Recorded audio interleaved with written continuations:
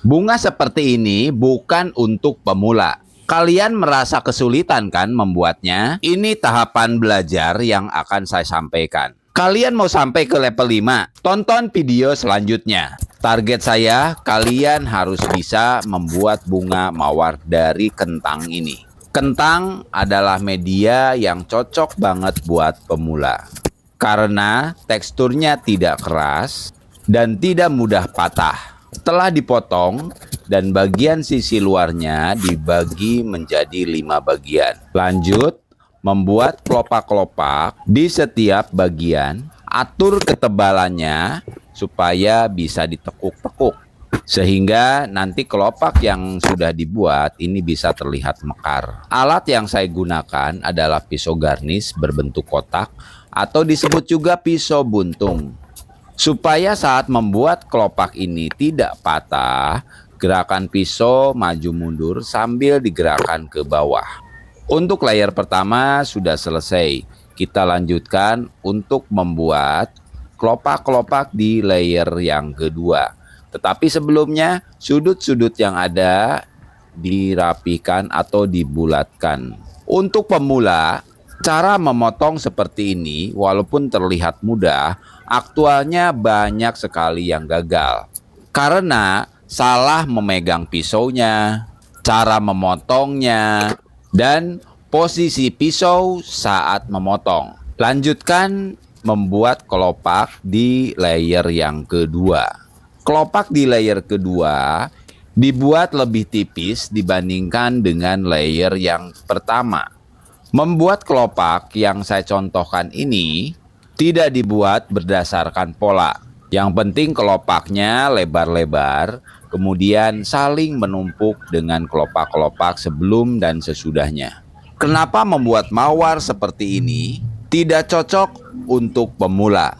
Karena sayatan-sayatan pisau berisiko memotong kelopak-kelopak yang lainnya. Nanti di tahapan belajar yang akan saya sampaikan, mulai dari yang berpola, memudahkan dalam proses belajarnya. Silahkan kalian coba dulu membuat mawar seperti ini. Kalau kalian gagal, ayo ikuti terus video-video saya selanjutnya karena tahapannya mulai dari nol. Tapi jangan khawatir, kalian yang sudah di level kedua, ketiga, ataupun keempat, nanti akan saya contohkan juga model-model garnish yang cocok buat level-level masing-masing. Level yang saya buat bukan berdasarkan kesulitan membuatnya, tetapi ke arah motivasi. Siapa yang sudah berani belajar membuat garnish, itu sudah termasuk level 1. Karena banyak pemula memulai aja tidak berani. Setelah berani belajar membuat garnish, kalian pasti menemukan kesulitan-kesulitan. Jadi, saat gagal membuat garnish, jangan menyerah. Kalau mau bisa, ya harus coba terus. Seperti kita belajar memasak. Kadang enak, kadang juga tidak. Seperti bunda-bunda waktu awal menikah, memasak aja tidak bisa. Tetapi kalau sekarang, pasti semua masakan bisa. Di video saya selanjutnya, akan saya contohkan teknik-teknik dasar untuk membuat garnish. Yang penting, kalian berani mencoba dulu dan tidak mudah menyerah. Saya kan lagi membuat mawar. Kenapa ceritanya kemana-mana? Tapi tenang, untuk teknik-tekniknya akan saya jelaskan di video-video selanjutnya. Pemula saat membuat garnish mawar seperti ini pasti merasa kesulitan dengan kelopak-kelopak yang dibuat. Katanya sih untuk membuat kelopak yang tipis itu sulit. Terus sering patah-patah ataupun putus. Semua pemula sudah pasti mengalami hal seperti itu. Saya juga sama. Pernah berada di posisi pemula. Bahkan saya aja pernah menyerah selama 1,5 tahun. Terus kenapa saya bisa bangkit? Awalnya sih saya punya pisau. Tetapi pisau itu dibuat nganggur. Sayang kan, sudah beli tapi nggak dipakai. Akhirnya mulai memberanikan diri untuk belajar membuat garnish. Belajar dari pengalaman saya, mulai dari menyerah sampai akhirnya bangkit kembali, bisa bukan karena teknik, tetapi berawal dari berani, tidak mudah menyerah, belajar terus, percaya diri, dan akhirnya bisa membuat garnish. Dengan metode belajar seperti ini, saya yakin kalian cepat bisa. Jangan lupa di-follow, komen, dan like.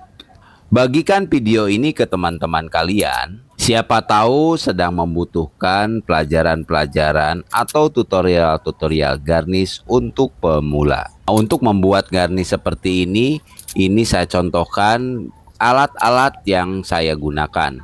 Contohnya gunting untuk membentuk kelopak-kelopaknya. Sebagai persiapan untuk mengikuti video-video saya selanjutnya, siapkan pisau paket lengkap yang sudah dilengkapi dengan gunting. Jangan sampai salah membeli alatnya, karena pisau yang saya gunakan ini benar-benar saya rekomendasikan mereknya dari rumah pengrajin pisau yang sudah saya pakai dari dulu. Jangan khawatir dengan kualitasnya, jangan khawatir juga dengan ketajamannya. Kalau kalian mau mengikuti video-video saya selanjutnya, silakan siapkan pisaunya. Linknya ada di keranjang kiri bawah atau lihat di deskripsi. Bunga yang saya contohkan ini menggunakan berbagai macam alat, mulai dari gunting zigzag, pisau berbentuk V, pisau lengkung, dan pisau kotak atau pisau pepaya. Di video selanjutnya akan saya contohkan juga penggunaan pisaunya, mulai dari yang mudah-mudah dulu. Ayo belajar bareng-bareng. Yang menyerah, ayo bangkit mulai dari sekarang.